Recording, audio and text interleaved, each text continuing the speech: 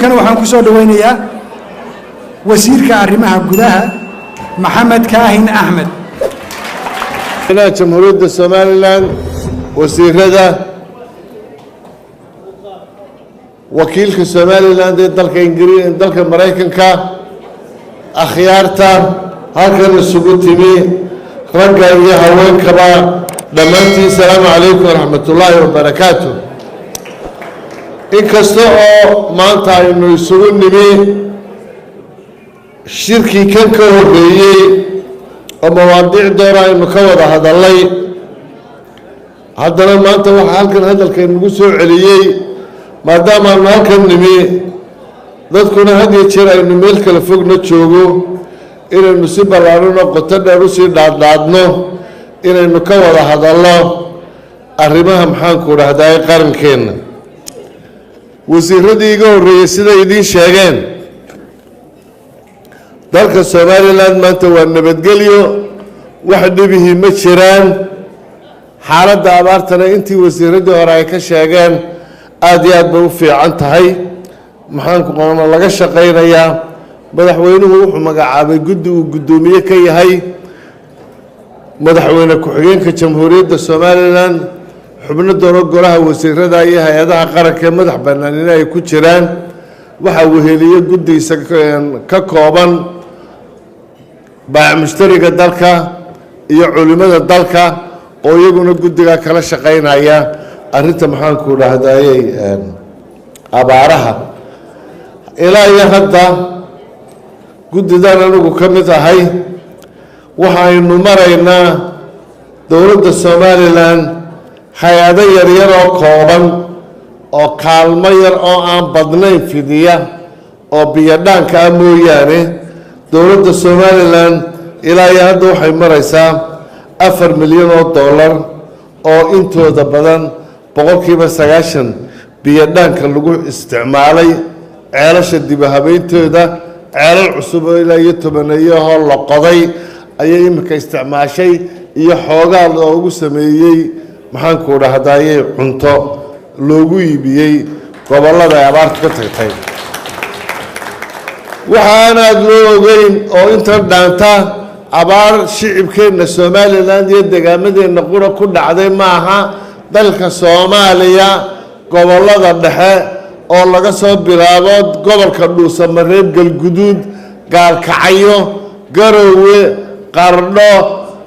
gobolkii bari la isku oran jiray dhammaan intaasi waxa ay joogaan inta la yiraahdo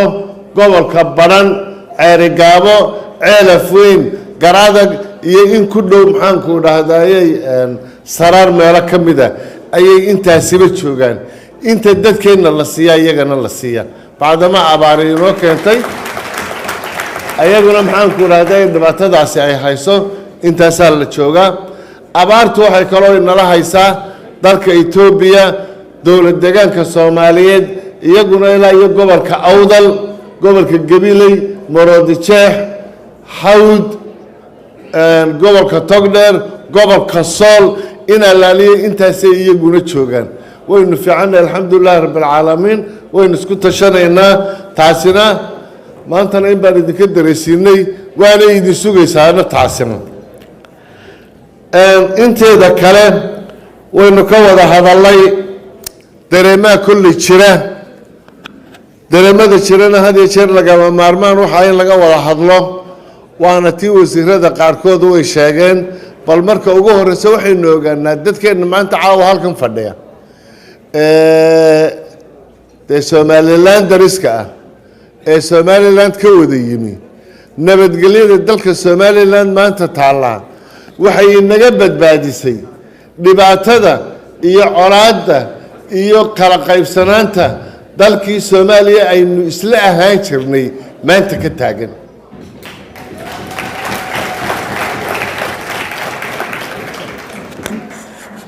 maxay inaga badbaadiyeen Soomaali baynu wada ahayn dhaqan in badan baynu wada wadaagnaa caqiide islaamna waynu wada wadaagnaa waxa arrinka inaga badbaadiyay dhibaatadii Soomaaliya ka dhacday dowlad xumadii ka dhacday dhibaatadii ka dhacday Somaliland bay intaanay imanin toddobaadhanada dabayaaqadeedii bay gobollada dhexe ay Soomaaliya ay ka dhacday xasuuqa ka dhacay dagaalka ka dhacay dhibta ka dhacday waxaynu kaga duwannahay oo aynu intaa maxaan ku dhahday kaga badbaadnay waxa la yiraahdo wada hadalka dareen baa jira cid baa wax tabanaysa arrimaha dadka ka dhaxeeya dabadeedna mabaadiida asaasiga ee Soomaaliland ku dhaqata waxa weeye aynu wada hadalno waa koow waa laba aynu wada tashano waa saddex aynu waxa xal ka loo baahan yahay wada jir u gaadho intaasi waa inta Soomaaliland aynu ka dheerahay ee aynu kaga badbaadnay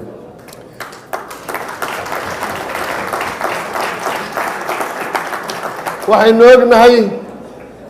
aragtiyaynu kala leenahay afkaar baynu kala leenahay xusbiyada dalka ku jiraynu ku kala jirnaa siyaasadaynu ku kala qaybsannahay halkana imika joogtaan marka dalka Mareykan doorasho ka dhacayso maryaha lala kala baxaa dagaalka cirka mara dabadeedna maalinta doorashadu ay dhamaato ee madaxweyne soo baxo halku dhaga qudheel la sameeyo waxa weeye aynu ummadda Mareykan dib ha u midowdo arrimaha siyaasadda sida ugu faraha badan leh ee aynu ugu dhaqanaa waxa weeye waa ka hadeerta wasiir Sacad halkan uu ka sheegay dalalka geeska Afrika ee dalalka ugu waaweyn ee dawladaha ugu badan ee adduunyada ay aad iyo aad ka gacanta u siiyaan Ethiopia kamida Kenya kamida oo meelaha dawladaha adduunka reer galbeedka ay xoog saaraan maxaa maanta ka taagan dabadeedna waxa ka taagan in dagaal ka jiro in doorashooyinkii dhibaato ka dhacday innaka markaa waxa laynoo qiray maantana waa nakii sheegnay in ay innaka systemkeena siyaasadeed systemkeena doorasho systemkeena nabadgelyo oo guddigood ka wada wanaagsan yahay dawladaha geeska Afrika maxaa maanta inala gudboonaynu doonayna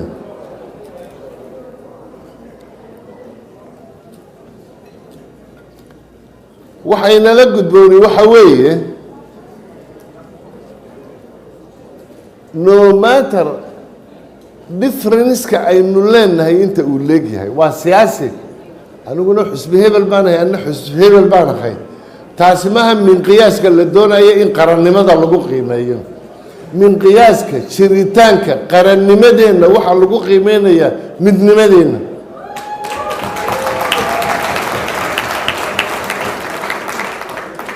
adduunyadana taasaa qaran weliba uu ku midoobaa oo midnimadiisa iyo hawshiisa iyo qarannimadiisa lagu qiyaasaa maalinba cid baa talada haynaysa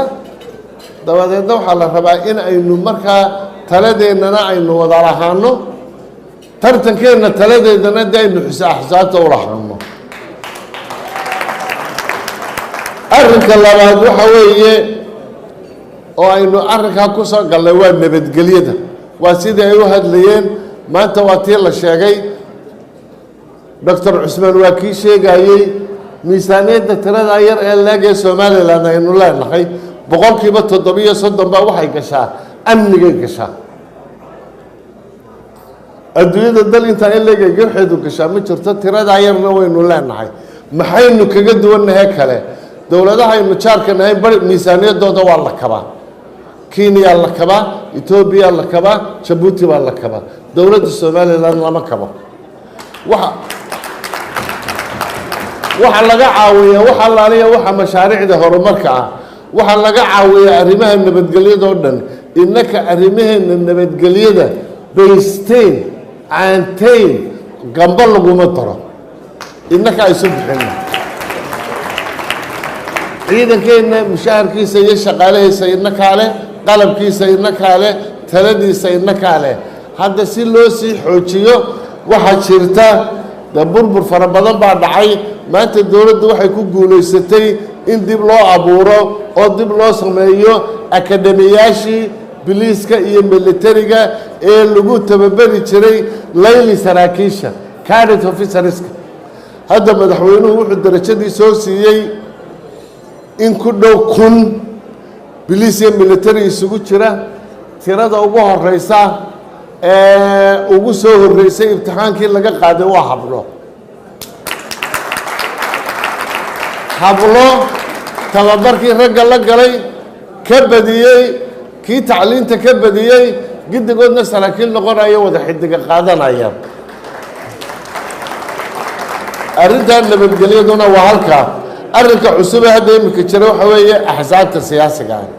ururada siyaasiga doodaha ka jira aragtida ka jirta iyo arrimaha ka jira xeerarka dalka ku inta lagu maamulayo waxa ka mid ah xeer la yiraahdo xeer number 14 maanta anigu waan idin sheegay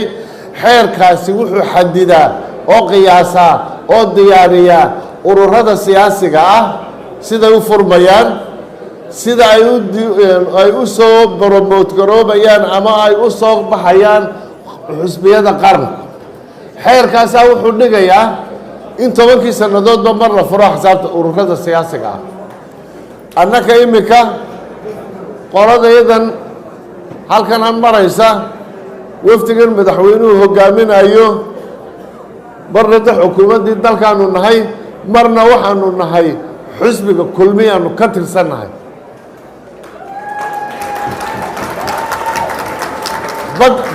badka khamaarkaanu ka mid nahay xeerkaa wuxuu odhanayaa ururada horena waa xusbiyada horena waa inay ururada ka mid noqdaan tartanka marka la galana saddexda ugu soo horeeyo baa noqonaya wuxuuna nu ordaynaa de imika inaanaan hadhine aanu dib usoo noqono laakiin ururnimadayadii umaanaan furin cid kale oo annakuna xusbinimadayadii dabadda ku haysan mayne badkaa khamaarkaanu ku jirna ururnimadayada xusbinimadayadina ururnimaday la taala marka waxaa ogaanaysaan doorashooyinkeennii waxaa lagu qiimeeyey kuwa ugu fiican ee berigii dhowata dhacay waxaanu lahayn heshiis qolyaha European International Community-ga odhanaya maadaama miisaaniyadeennu aynu yar tahay waxaanu idinka bixinaynaa 5% kharashka doorashooyinka miisaaniyadiina iyo dhaqaalihiina kale waxba ku dari mayno laakiin doorashadaanu idinka bixinaynaa 5% idinkuna waxay iska bixinaysaan 5% doorashadii berigii dhowata dhacday ee golaha wakiilada iyo golayaasha deegaanka international community-gu waxay ka bixiyeen oo kaliya $5 milyan 19 milyan bay dowladda Soomaaliland ka bixisay doorashada imika soo socota golaha wasiirada uu hogaaminayo madaxweynuhu kaydna way u hayaan imika kharashka doorashada inta hadhayna haddii qoladaasi ay wax nala guuli weydo oo hawsha ay intii hore soo dhaafi weydo ayagana waanu u sheegnay qoladan imika aanu wada hadlaynayna waanu u sheegnay dowladda waxaa ka diyaara inay dhammaystirto oo bixiso tawruradu ku soo baxayaan iyo doorashada madaxweynaha intaba arrintaa markaa dareen fara badan baa ka jira xusbiyada imika jooga waxaa dhacaya laysanka ay xusbinimada ku haystaan ayaa bisha June ama July dhacaya waayo markay ururada qaran soo baxaan guddiga commissionka ah ee xeerka 14aad ku magacaaban ee madaxweynuhu ayaantii dhaweyta magacaabay saddexda xusbiye soo socdaan liisan bay siinayaan liisankoodaasi waa 10 years 10 sanadood horteedna waxaa la rabaa inay ururadu furmaan si aynan constitutional crisis u gelin si aynay dhibaatana u imanin tartanka siyaasigiina waa inoo xor oo waynu ku soo caanamaalay ilaa 2002 baynu wadnay 8 doorashaynu soo gollay 3 madaxweyneynu ku doorannay si wanaagsan baynu u barannay ummadeennu aad bay u gashay aad iyo aad bay waayo-aragnimay u leedahay waxaynu ku gelaynaa sida xeerku yahay intaynu ku badbaadnay waxa weeye inaynu raacno xeerarkaynu qorannay haddaynu kuwa raaci weynana xamar baynu noqonaynaa cidda xeerarkaa diidanina waa cid doonaysa uun qarannimo inaynu u burburno tii aynu ka soo baxnay ee Soomaaliya ku burburtay inaynu dib ugu noqonno arrinta aan ku soo gabagabaynaya waxa weeye halkan aad joogtaan reer Somaliland baa tihiin Somaliland baa ka timaadeen dabcan gobollo kala jaada ayaa ka timaadeen laakiin qaran qura ka timaadeen anna waxaan soo jeedinaynaa waxaanu idinkula dardaarmaynaa waxaanu ku talinaynaa curfiga nidaamyada dowladeed bini'aadmiguba ay ku wada dhaqmaan in qarannimada ay ilaashataan kala qaybsanaanta bulsha kuma dhisanto bulshadu markay wadar noqoto ee qof ka tagto ee 2 iyo 3 iyo wixii ka badan ay noqoto hab nololeedkeeda waxa ay intaasoo milyan oo sannadood ay aragnimo lagu hayaa in ay ku noolaadaan nidaam wada jir taasaanu idinkula talinaynaa taasaa horumar u noqonaysa dadnimadeenna horumarkeenna iyo maxaanku dhahday wada jirkeenna arrimihii kale laga hadlayay xusbiyadii dawal la soo saaray waa dhab arrintiisa ka hadlayso way jirtaayoo had iyo jeer waxaa ka mida saami qaybsiga waxa la yidhaahdo waxaa ka mida maxaa inaga dhaxaynaya horta marka ugu horeysa waxaa la ogaadaa Somaliland haddii aynu nahay waxaynu dalka ugu nimi waxa la yidhaahdaa 6 gobol iyo 23 degmo waxaa la yidhi ama cadaalad ha ku qaybsanaadaan ama yaanay ku qaybsanin ama ha lagu kala gedisnaado ama yaan lagu kala gedisnaanin waxa qura ee aynu ku mintidnaa haysanaa waa inay noqotaa 6 gobol iyo 23 degmo haddaynaan sidaa yeelin maynaan socon karneen maanta laakiin waxaynu u baahannahay in la ogaado wax dowladda wax dadka ka dhaxeeyeen wada qaybsanaynaana way jirtaa maxaanku dhahdaye qof waliba uu isu hayaana wuu jiraa maxaa ka mida qof waliba wax isu hayo golayaasha sharci dejineed ee qaranku uu leeyahay cidina cid kama caawin kartee waa codkaaga waxaad ku soo hesho maantana waxaa la doonayaa shukrina waa tii sheegtay ee tidhi maxaanku dhahdaye haddaanu haweenkii nahay ururka iyagaanu fulanaynaa kaa markii horena ururka waanu ugu taag weynayo waa kuwii istooro waayey sheekada kale ee hadalhaynteedu ay aad iyo aadka u badan tahayna waxa weeye warbahashu beeshan bartanka ku jirta ayay u raran tahay ee dadka inta kale saamigeedu uu maqan yahay marka waxaynu leenahay si uu saamigaas u yimaado beelaha darafyaduna waa inay xisaabtoodii siyaasiga ha yimaadaan oo madaxweynayaashii soo sharaxaan oo hawshaasi ay yimaadaan oo dabadeedna inta kalena iyada dee markaasoo maaha markaa in balanisku uu yimaado oo cid waliba damac yeelato oo cidina aanay cid ku hadlaynin soo maaha Somaliland waxaan kaga baxayaa waxaynu u baahannahay maanta arrinta abaarta laga hadlayaa maalin joogta subax joogta warbixinteedu u soo baxdaa waxa laga warhayaa subax walba gobol walba arrinta dhibaatadiisu halkay taagan tahay waxaynu doonaynaa markaa qoladiina qurba joogga hadalkiina iyo taataabashadiina iyo maxaanku dhahdaa shuqulladiinaasi ma yara intaasi qaranka waxba u tari mayso dowladda in la mucaarido iyo in muxaafid loo noqdana laba walba bulshaday ku xidhan tahay laakiin waxa qura ee reer Somaliland inaga dhaxeeya waxa weeye qaran Somaliland oo taabagala oo muddo kara oo caruurtiina halkan joogta